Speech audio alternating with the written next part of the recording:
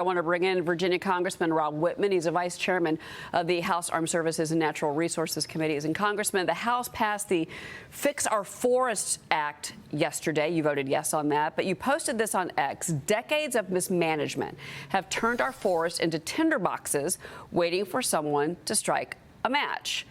Tell us about the bill, but also the tie-in with the disaster that we're seeing in California and the potential withholding of funding to California. Well, Cheryl, we see the terrible tragedies that happen from uncontrolled wildfires. The Fix Our Forest Act will actually use science to manage our forests so that we don't have these massive amounts of dead trees that fall to the forest floor that are the fuel for these uncontrolled wildfires. We have to get it right. We have to change the way we do things, because we've seen now for years that these uncontrolled wildfires are having horrible effects across the nation.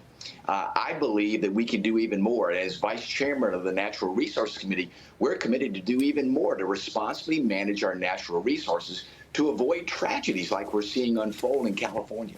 Well, during the visit today, it is being reported that the White House has asked California congressional members, including some Democrats, have a roundtable today at an airplane hangar in Santa Monica when President Trump is on the ground there. You know, it has been widely reported he's considering changing FEMA.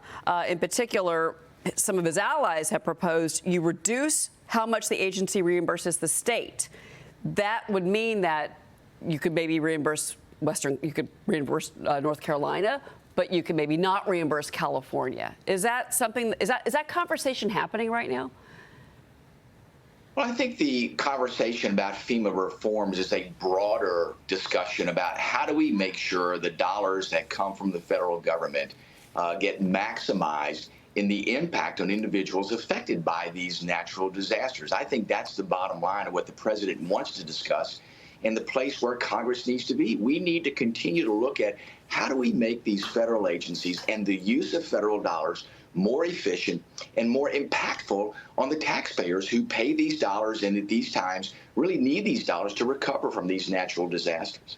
You know, some Democrats and leaders in California say that it's absurd to attach strings to any disaster aid that California would get. Now, he has suggested, the president, I mentioned this, he said that the aid for L.A. should be tied to the reconciliation bill, and that would include a debt ceiling increase. House Minority Leader Hakeem Jeffries, he was stopped by a reporter yesterday. He said, hey, this is a non-starter. So explain this conversation. Well, these are part of the conversations that are occurring around the reconciliation bill. How do we put all together these ideas to come up with a bill that goes to the president's desk that gets signed into law?